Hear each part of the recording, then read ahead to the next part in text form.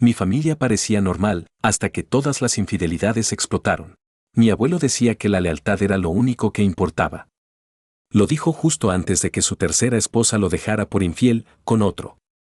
Crecí escuchando que en mi familia nadie se rendía, que éramos gente de principios y que los chismes eran cosa de vecinos. En realidad, los chismes eran nuestro idioma, solo que los disfrazábamos de escenas y frases motivacionales. Mi abuelo Roque hablaba de respeto como si diera cátedra. Mi abuela Lidia lo adoraba hasta que, en una fiesta del barrio, apareció una mujer nueva demasiado cómoda, como si la casa fuera suya. Después entendí por qué, era con quien Roque engañaba a Lidia. Roque no se quedó con esa mujer de inmediato. Se divorció, se casó con otra persona y también la engañó, con la misma amiga que seguía rondando como si nada. Cuando por fin Roque se casó con esa amiga, todos actuaron como si el universo se hubiera acomodado. Hubo fotos, brindis y la frase de que el amor siempre gana, aunque a mí me sonaba más a la mentira se impone. Años después, en un almuerzo, esa esposa dejó caer que se iría de viaje sola y que Roque no debía preocuparse por tonterías. Esa semana una vecina mandó un audio a mi mamá, la esposa de Roque se veía con un señor del club social en horarios muy específicos. Lo que me descolocó no fue el rumor, sino el silencio. Roque, que predicaba carácter, se achicó y empezó a decir que la gente inventaba cosas. Verlo hacerse la víctima me dio compasión y rabia a la vez. Mientras tanto, Lidia seguía siendo el centro moral autoproclamado, con un detalle venenoso: era racista contra los hispanos. Primero lo decía en voz baja, luego en voz alta, y cuando mi mamá le pedía que parara respondía que solo decía la verdad. Y está mi tío Darío, hijo de Lidia, que vive como si los límites fueran sugerencias. Ha chocado más veces de las que puedo contar y una vez, borracho, terminó con el auto dentro de la sala de una casa ajena. La familia lo cubrió con una eficiencia que da miedo. Darío se casó 2 veces con mujeres hispanas, Mariela y después Celeste. Lidia dejó de hablarle a Darío por años como castigo, pero el giro absurdo fue que se hizo mejor amiga de Mariela y Celeste al mismo tiempo, como si coleccionara nueras para recordarle a su hijo que lo desprecia. Las reuniones se volvieron surrealistas. Lidia decía pestes de los hispanos, pero luego les prestaba ropa a Mariela y Celeste y juraba que ellas eran diferentes. Darío llegaba tarde, pedía perdón con la cara de siempre y se iba temprano cuando Lidia lo miraba como a un extraño. La hija de Darío, mi prima Nerea, heredó la misma relación tóxica con el alcohol y la irresponsabilidad. También chocó, y Darío le compró un convertible nuevo a la semana siguiente. Luego tuvo un bebé y un día soltó que no estaba segura de quién era el papá, como si fuera un trámite. Si ahí terminara el desastre, quizás sería manejable, pero mi otra abuela, Sara, es una montaña rusa. Tiene diagnóstico de bipolaridad y mi mamá fue su blanco favorito. Un día la abrazaba llorando y al siguiente decía que mi mamá arruinaba todo con solo existir. En la familia también hubo una tragedia. El hijo de la hermana de Sara se quitó la vida.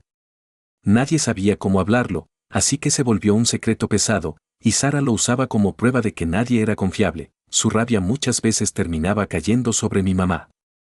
Mi papá, Esteban, tampoco aportó estabilidad. Durante casi 10 años saltó de trabajo en trabajo convencido de que los jefes estaban en su contra. Cuando lo despedían o renunciaba, volvía a casa con los ojos encendidos, buscando culpables. Con el tiempo, el culpable fue mi mamá. Decía que ella, maestra con buen sueldo y reputación deficiente, lo hacía ver mal, que lo humillaba con su estabilidad y que disfrutaba verlo fracasar. Mi mamá apretaba los labios y seguía, como si el ruido del agua tapara el cansancio. La noche en que todo se mezcló fue un cumpleaños familiar. Roque llegó derrotado porque su esposa lo ignoraba. Lidia entró del brazo de Celeste fingiendo que Darío no existía. Nerea apareció con el bebé y una risa nerviosa. Sara se quejó de que mi mamá no la saludó bien, y mi papá empezó con su último jefe. En un momento Roque soltó que la gente ya no respetaba el matrimonio, y se me salió el veneno. Le dije que era irónico escucharlo de él y que quizá por fin entendía cómo se siente ser el engañado. El silencio fue inmediato, de esos que te dejan el corazón en la garganta. Mi mamá me miró pidiendo que parara, mi papá me miró como si yo fuera el nuevo enemigo, y Roque quedó herido como si yo hubiera inventado su pasado. Me fui al patio y Celeste salió detrás, me tocó el hombro y dijo que a veces la verdad no arregla nada, pero al menos deja de pudrirse por dentro. Desde ese día, Roque me habla poco. Lidia dice que soy irrespetuoso. Mi papá dice que me creo mejor que todos, y mi mamá solo me pide paz. Yo quiero que dejen de lastimarse y de inventar excusas, pero siento que soy el único que ve el patrón y eso me convierte en villano. No sé qué hacer, si me alejo soy malagradecido, si me quedo soy cómplice. Y lo peor es que, por primera vez, entiendo a Roque, cuando el karma toca la puerta, uno siempre cree que vino a la casa equivocada. ¿Soy yo el malo por encararle a mi abuelo frente a todos y arruinar el cumpleaños? ¿Debería cortar contacto con parte de mi familia aunque eso deje sola a mi mamá en medio del drama? ¿Estoy exagerando al ver un patrón de alcohol, mentiras y culpas, o realmente necesito poner límites ya? Respuesta 1. No eres el malo. Tu abuelo construyó su vida con engaños y ahora le duele el espejo, lo que dijiste era inevitable. Respuesta 2. Tu mamá necesita apoyo, pero no a costa de tu salud mental. Pon límites claros y si puedes, habla con ella a solas para que no sienta que la abandonas. Respuesta 3. Lo de tu tío y tu prima suena peligrosísimo y la familia lo normaliza con dinero y silencio. Si alguien debe romper el ciclo, eres tú, aunque te llamen villano. Mi papá era un santo en público, pero yo vi esto. La gente en la iglesia decía que mi papá era un ejemplo de familia. Yo lo vi arruinar la nuestra en una sola noche. Tengo 31 años, estoy casada, tengo una hija de 2, una hipoteca y un solo esposo, gracias. Lo digo porque, en mi familia, vivir sin incendiarlo todo ya cuenta como un milagro. Mi papá siempre fue el tipo de hombre que citaba versículos como si fueran instrucciones de vida y sonreía con esa seguridad de quien cree que Dios le firma los permisos. Creció en una familia de 7 hermanos varones, con abuelos tan religiosos que en el pueblo los trataban como celebridades espirituales. La pieza más oscura del museo era mi abuela paterna, obsesiva al extremo, obligaba a mi papá a bañarse 4 veces al día y a cambiar sábanas cada mañana, como si el mundo fuera un laboratorio contaminado.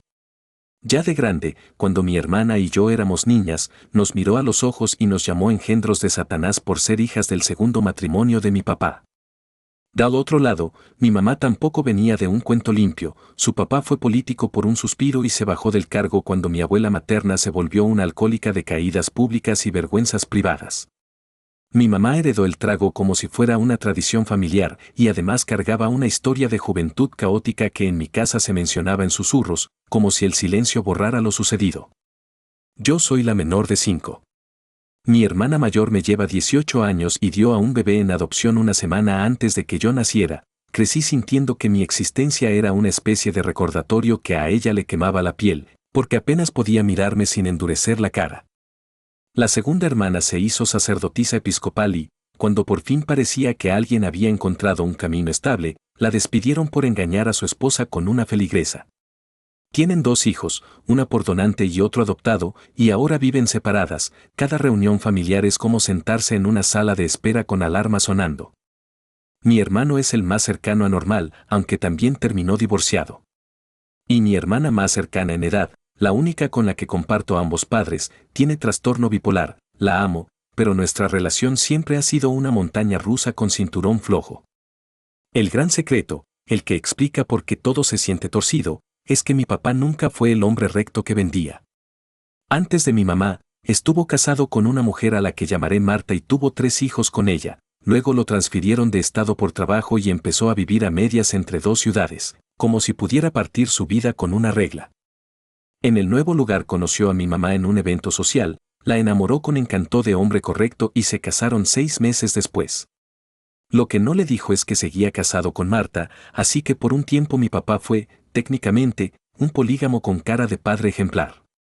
La tragedia vino con un golpe que aún me da rabia recordar. Marta enfermó de cáncer cerebral y le dieron semanas. Ella murió y, recién entonces, mi papá se vio obligado a contarle a mi mamá que tenía hijos, pero aún así no le confesó que Marta seguía siendo su esposa legal, ni siquiera fue al funeral. Solo mandó boletos de avión para que los niños se mudaran con nosotros, como si fueran paquetes extraviados. Mi mamá, que tenía un corazón enorme y un radar pésimo, lo perdonó. Con el tiempo tuvieron 2 hijos más, incluida yo, y la familia se armó como un rompecabezas con piezas de otra caja, siempre crujiente, siempre a punto de romperse. Años después llegó la noche que partió todo. En un barrio de casas amplias en las lomas de San Aurelio, mis papás organizaron una fiesta de trabajo, música suave, vasos por todas partes, compañeros riéndose fuerte y mi mamá tratando de verse perfecta aunque ya llevaba varias copas. Yo era chica, pero recuerdo detalles como fotos, el olor a perfume mezclado con alcohol, la risa demasiado aguda de alguien en la sala y mi mamá buscando a mi papá porque alguien preguntó por él. Subimos por el pasillo, y antes de tocar la puerta del cuarto principal, escuchamos sonidos que no deberían existir en una fiesta familiar. Mi mamá abrió, y ahí estaba mi papá con una compañera de trabajo, en nuestra casa, mientras todos estaban abajo fingiendo normalidad. No hubo gritos de película, no hubo platos volando, lo que hubo fue algo peor, el silencio de mi mamá congelándose, como si su cuerpo no supiera qué hacer con tanto daño de golpe. Bajamos sin decir nada, pero la fiesta ya estaba muerta aunque la música siguiera. En días, mis papás se separaron y en semanas se habló de divorcio. Solo mucho después mi mamá descubrió que, legalmente, ni siquiera había sido su primera esposa oficial, porque él nunca se divorció de Marta antes de casarse con ella. Mi papá siguió con su vida como si coleccionara matrimonios, hoy va por el tercero, con una mujer que antes fue monja. Es el tipo de dato que mi familia dice con una risa incómoda, como si fuera chisme y no una señal de que alguien nunca aprendió a ser honesto. Mi mamá se hundió más en el alcohol por un tiempo, y yo me juré que mi historia no sería una repetición. A veces me preguntan cómo salí bien y yo no sé qué responder, tal vez fue pura terquedad, o tal vez la maternidad me obligó a cortar la cadena antes de que mi hija heredara este legado de secretos. Pero ahora que mi papá quiere jugar a ser abuelo ejemplar y mi familia insiste en que ya pasó, yo siento que me piden fingir que aquella puerta nunca se abrió.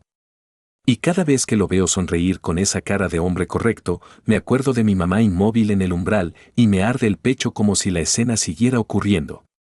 Hoy pongo límites, no dejo que mi papá se quede solo con mi hija, no asisto a reuniones y él llega con discurso religioso de superioridad, y cuando alguien intenta minimizar lo que hizo, digo en voz alta que esa noche destruyó nuestra casa. Me dicen que soy rencorosa, que debo perdonar, que ya está grande, y yo me pregunto si perdonar significa olvidar o simplemente dejar de protegerme. ¿Soy yo la mala por poner límites duros con mi papá aunque él quiera ser buen abuelo ahora? ¿Estoy exagerando al negarme a pasar página cuando mi familia me pide que lo trate como si nada? ¿Debería confrontarlo directamente sobre todas sus mentiras o es mejor mantener distancia y ya? Respuesta 1. No eres rencorosa, eres coherente. Un abuelo ejemplar empieza por reconocer el daño que hizo, no por pedir acceso a tu hija como si fuera un premio. Respuesta 2. Tu familia confunde perdón con amnesia. Pon límites y sosténlos, porque tu prioridad es tu hija y tu paz mental. Respuesta 3. Lo más fuerte es que ni siquiera fue un error aislado, fue un patrón, mentiras, doble vida, y cero responsabilidad. Si algún día lo confrontas, que sea por ti, no por darle cierre a él. Si te gustaron esas historias, suscríbete.